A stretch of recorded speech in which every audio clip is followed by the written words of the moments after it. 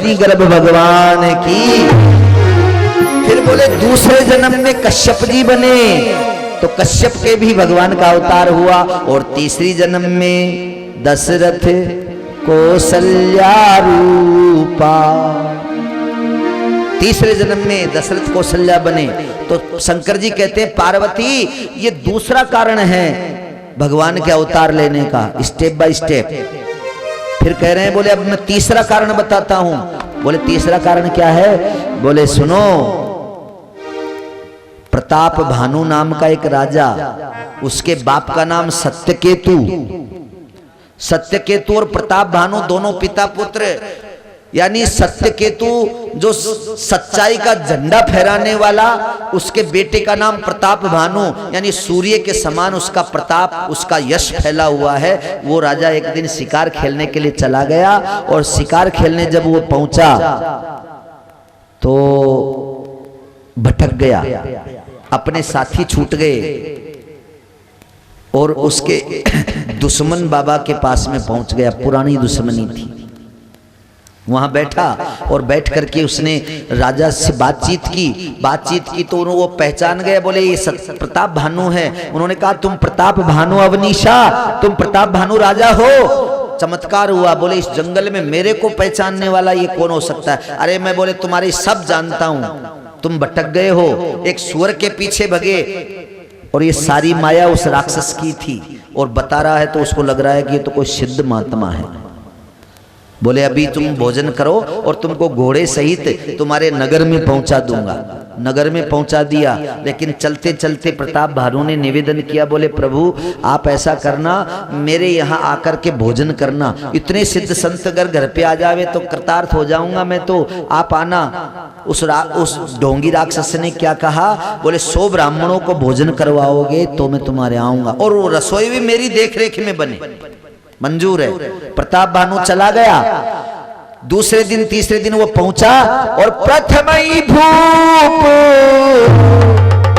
सबसे पहले राजा से जाकर के मिला और कहा, बोले मैं यहां आया हूं, इस बात को तुम्हारे स्टाफ को मत बताना, क्योंकि वो राक्षस जानता है कि यहाँ जो पुराने नौकर चाकर हैं ना इनके, वो सब मेरे को पहचान जाएंगे, इसलिए मेरे को गुप्त रूप से रहने देना। रसोई बनवाने लगा। उसने योग माया से क्या किया? सुअर, मनुष्य और न जाने गाय वाय सबके मांस कटवा करके और ब्राह्मणों के भोजन में उसको सिद्ध कर दिया। ब्राह्मण को बुलाए गए, ब्राह्मण बैठे, पत्तलें लगी, माल परोसा गया, लेकिन ब्राह्मण बेचारे पहचान नहीं सके कि ये मांस है, क्योंकि वो मांस के टुकड़े उनको मिठाई के टुकड़ों जैसे दिखाई दे। तो बैठे हुए, अब सब लोगों ने मंत्र बोल करके जो ही खाने का प्रारंभ करने की इच्छा रखी तो ही आकाशवाणी हुई, विप्र वृंद उठे उठी ग्रह जाहू। हे ब्राह्मणों, आप उठ करके सब घर चले जाओ। क्यों? बोले इस अन्न को खाओगे तो तुम्हारा बहुत बड़ा पाप होगा। बोले क्या दिक्कत है? बोले इसमें भैंस और गाय के सूअर का मांस मिला हुआ है। ब्राह्मण तत्काल खड़े हो गए और सब के सब हाथ उठा करके कहने लगे, ओ राजन, तूने हमारे धर्म को भ्रष्ट करने की विचार बनाया, जाओ हम तुम्हें श्राप देते हैं, तुम परिवार सहित राक्षस हो जाओ। सब ब्राह्मणों ने श्राप दे दिया। उसी समय आकाशवाणी हुई, अरे ब्राह्मण देवताओं, इसमें राजा का दोष नहीं है, तुमने श्राप दे दिया। ब्राह्मण फिर पछताने लगे, बोले हे प्रभु, अब हमने तो श्राप दे दिया, लेकिन अब हम क्या करें, हमारा दोष नहीं है। तो आकाशवाणी ने कहा तुम चिंता मत करो, ये सब मेरी इच्छा से हुआ है, जब मैं चाहता हूं सब कुछ करवा देता हूं। ब्राह्मणों ने पूछा आप ऐसा गलत काम क्यों कर देते हो कभी कभी? बोले तुम ही तो चिल्लाते हो, हे प्रभु प्रकट हो जाओ, धरती राक्षसों से परेशान है, ब्राह्मण प्रार्थना करते हैं, गाय प्रार्थना करती है, तो मैं इस धरती पे आना चाह रहा हूं। अब जब आऊंगा और यहाँ लीला करूंगा तो मेरी बराबर की टक्कर का कोई मेरा प्रतिद्वंदी तो होना चाहिए ना, इसलिए मैंने ही मेरे प्रतिद्वंदी को तैयार किया है, ये रावण बनेगा और उसके बाद हम दोनों की टक्कर रहेगी। तो मेरे जैसा ही मेरा प्रतापी पुण्यात्मा वो मेरा प्रतिद्वंदी होना चाहिए। बोले बात तो ठीक है। तो बोले चिंता मत करो, जाओ, इनको तो मैं मुक्ति दे दूंगा। और उसके बाद प्रताप भानु राजा राक्षस बना, उसका भाई प्रताप भानु रावण बना, उसका भाई जो है वो कुंभकर्ण बना, और उनका जो छोटा ही छोटा, मतलब छोटा भाई था नहीं था लेकिन भाई जैसे मानते थे, और वो उनका सारथी मंत्री था। वो तीनों वहां जाकर के जन्म लिए, तपस्या किए, रावण, कुंभकर्ण, विभीषण, और उनको वरदान देने के लिए एक बार अब शंकर जी फिर आ गए बिंदु पे। बोले पार्वती क्या बताऊं, मैं फंस गया। एक बार वहां वरदान देने के लिए ब्रह्मा जी के साथ चला गया, विष्णु भगवान थे नहीं, और जब वरदान देने चला गया तो रावण ने वरदान मांगा, बोले हम काहू के मरही न मारे। अब बता, ऐसा वरदान उसने मांगा, बोले हम किसी से मरे नहीं, किसी के मारने की चेष्टा करे तो भी नहीं मरे। ब्रह्मा जी ने कहा, बोले ब्रेक, थोड़ा रुको। क्यों? बोले तुमको पता नहीं है मेरे साथ में कौन है। बोले मैं जानता हूं, शंकर है। बोले तुमने कभी कोई गुरु बनाया? बोले किसी को नहीं बनाया। तो बोले आज इन्हीं को बना ले, उन्हीं को गुरु बना लिया। शंकर जी ने भी सोचा मेरे भी कोई चेला नहीं था, चलो हो गया। और ये जब भी शंकर जी के जाता ना तो गड़बड़ कर देता। ये कैलाश पर्वत पे एक बार बैठा था, कैलाश पर्वत पे एक बार शंकर जी बैठे, समाधि में लीन हैं, और ये गया भाई साहब दर्शन करने के लिए। शंकर जी के पास में जाकर के कहा, बोले बाबा ओम नमः शिवाय, ओम बम बम, नहीं बोले। तो उसने, रावण ने सोचा, बोले गुरु जहां बैठा रहता है उसके आसन को भी अगर प्रणाम कर लिया जाए तो बहुत बड़ी कृपा हो जाती है। उसने क्या किया, 20 हाथ से कैलाश पर्वत को पकड़ करके धीरे धीरे हिलाने लग गया। अब कैलाश पर्वत हिले तो पार्वती को विचारा है ये कौन हिला रहा है। उन्होंने धीरे से शंकर जी की समाधि को जगा करके कहा, बोले महाराज ये कौन हिला रहा है, आप देखो ना, तलाश करो। उन्होंने दिव्य दृष्टि से देखा, उन्होंने कहा, बोले भाई तुम बैठी रहे शांति से। बोले क्या बात है? बोले मेरा चेला है। तो वो हिला क्यों रहा है? बोले वो प्रणाम करने आया है। तो बोले इधर क्यों नहीं आता प्रणाम करने? बोले उसका तरीका यही है, वो आसन हिलाता है, प्रणाम करने के कहेगा, वो मनोरंजन करने आता है, उसकी भुजाओं में खुजली चलने लग जाती है तो ये कैलाश पर्वत से बातें पढ़ने यहीं जाकर के पहलवानी करने लग जाता है। तो कुछ नहीं होगा, चिंता मत कर, थोड़ी देर हिला हिलू करके चला जाएगा वो अपने आप। तो ऐसा चेला। और जब युद्ध हुआ था ना राम रावण का, तब भी भगवान शंकर लाइव प्रसारण देखने गए थे वहां। बोले देखे मेरा चेला क्या क्या करामात करता है। मोह जरूर है, राक्षस भले ही है, लेकिन चेले के प्रति मोह है शंकर जी का। कई जगह आपको इस कथा प्रसंग में मिलेगा। तो बोले मैं भी चला गया और मेरे को वहां वो चेले रूप में मिल गया, बड़े भाव से उसने प्रणाम भी खूब किया। लेकिन बेटा एक ही वरदान मांगता है, मुझे अमर कर दो। तो वो ब्रह्मा जी ने कहा, बोले मेरा काम है केवल पैदा करने का, और जो मैं पैदा कर देता हूं उसके बाद मेरी जिम्मेदारी खत्म, बाकी की जिम्मेदारी इनकी होती है। तो ब्रह्मा जी ने कहा, बोले ये गारंटी तू इनसे कर ले कि ये तेरा खाता कब बंद करेंगे। शंकर जी से बोले गुरुदेव अब आप तो गुरु हो गए, अब तो घर का ही खाता, घर के लिखने वाले, घर की कलम, बताओ। बोले देख भाई सीधे सीधे तो मैं तेरे को अमर नहीं कर सकता हूं, तू तेरी मौत का कोई सिंबल बना ले, संकेत बना ले, अगर वो कंडीशन हो जाए तो मर जाएगा। तो बोले महाराज मैं बनाता हूं क्या। तो इधर देखना रावण ने क्या ऊंचा विचार रख करके सोच की। उन्होंने कहा कि दो चीज मेरे को नहीं मार सकती, एक तो बंदर और एक आदमी, ये दो नहीं मारे। और उन्होंने कहा कि बानर मनुज दो ही वारे, मनुष्य और बानर को छोड़ करके और मैं किसी से नहीं मरूं। वो जानता था। तो ब्रह्मा जी ने पूछा क्यों रे भैया, तूने इनको हल्का समझ लिया क्या? उन्होंने कहा, बोले महाराज मनुष्य को तो मैंने इसलिए मांगा है कि मनुष्य मुझे इसलिए नहीं मारे क्योंकि अब मैं तुम्हारे पास में से जाऊंगा ना तो सबसे पहला मेरा यही अभियान रहेगा। बोले किस बात का?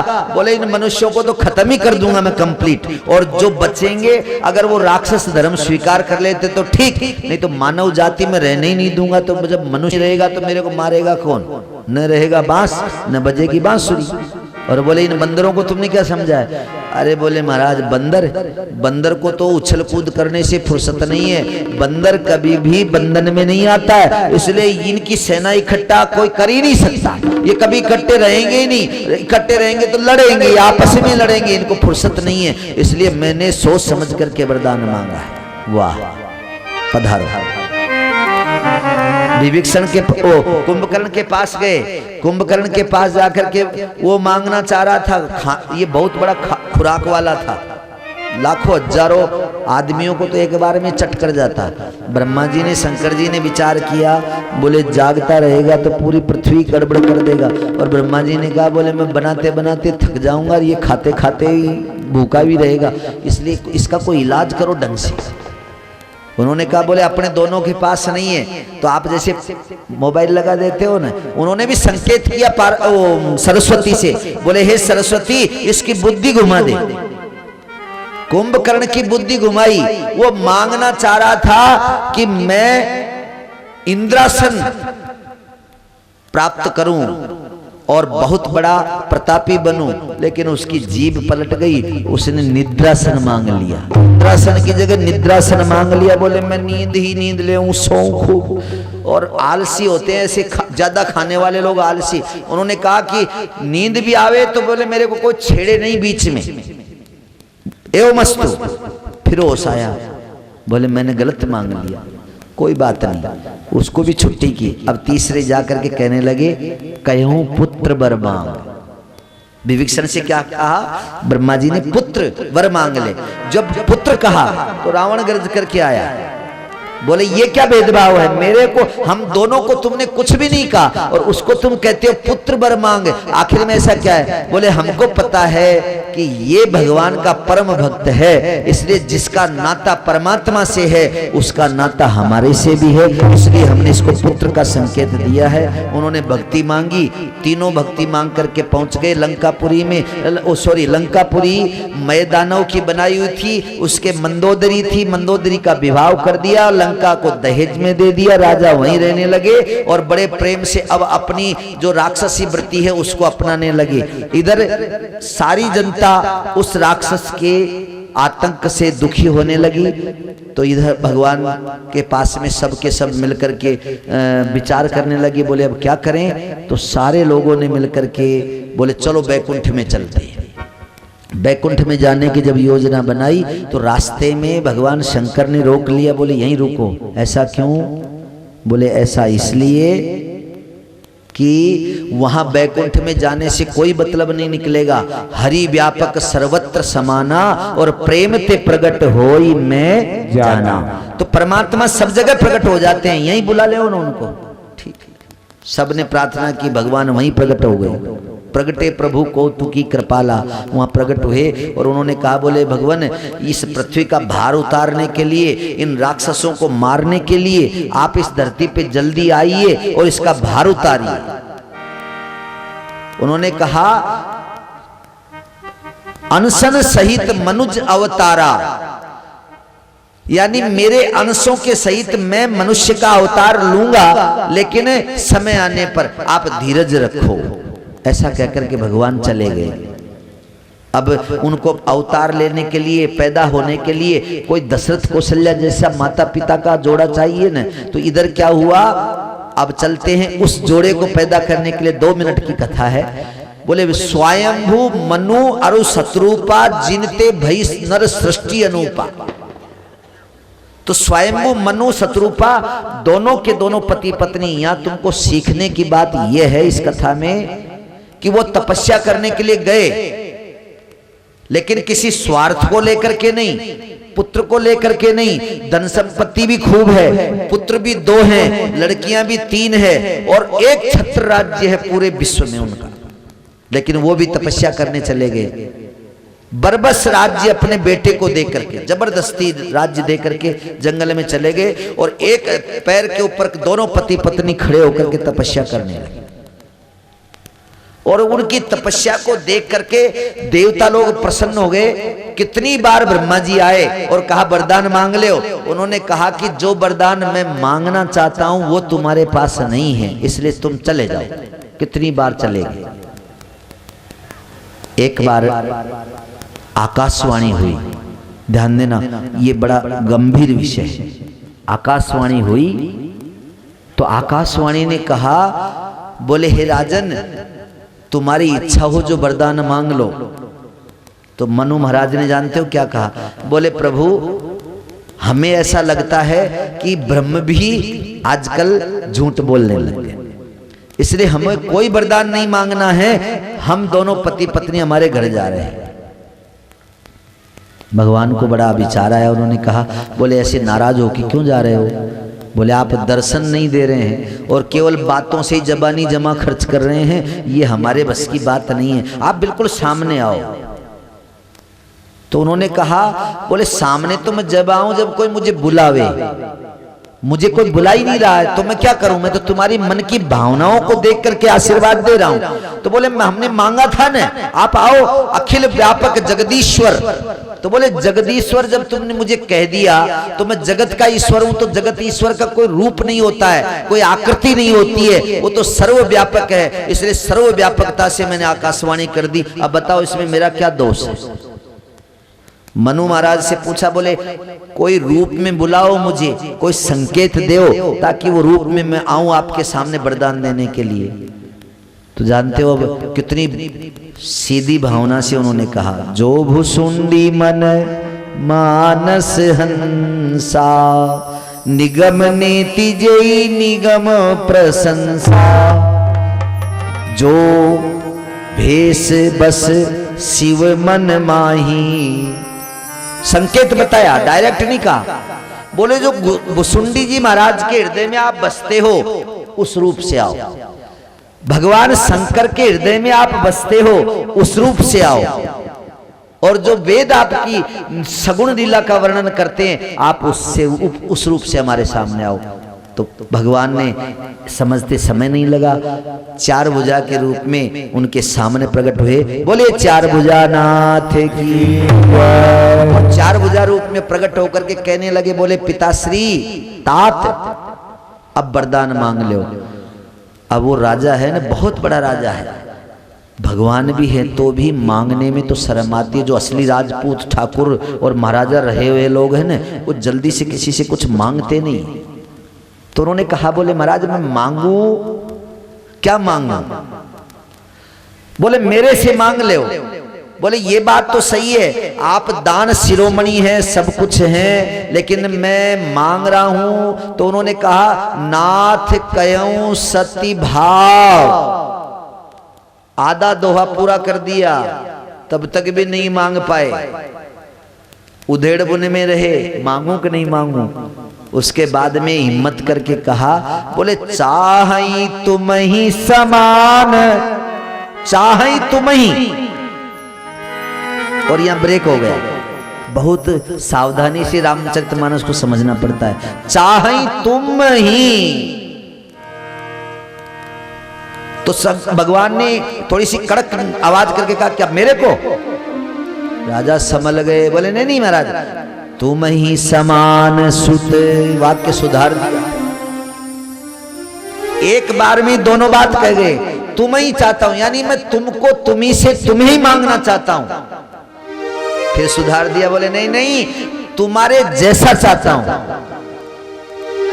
भगवान ने कहा, मेरे जैसा कोई ट्रू कॉपी दुनिया में है ही नहीं, आप सरिस खोजो कहूं जाई, और नृप तनय हो में। हे राजा मेरे जैसा मैं कहां खोजूंगा। एक बात का ध्यान रख, मैं ही तेरा पुत्र आकर के बनूं, तुम्हारा पुत्र मैं ही बनूंगा, आप ही बनोगे। बोले हाँ। और तुमने एक बात और कही थी, वो भी पूरी कर दूंगा ग्रेस में, अनुग्रह से। बोले कौन सी? बोले मेरे समान तुमको सुत चाहिए न, वो भी तुमको मैं साथ में लेकर के आऊंगा। मेरे समान सुत दुनिया में कोई नहीं है, एक ही है, भरत राम ही की अनुहारी। और सहसा लखन सकई नर नारी, भरत राम की अनुहारी। सहसा लखन सकई नर नारी, भरत राम की अनुहारी। सहसा लखन, भरत राम ही की अनुहारी। भरत जी ध्यान देना, इसका अर्थ बिल्कुल सीधा सिंपल समझने की कोशिश करना। भरत राम जी के ही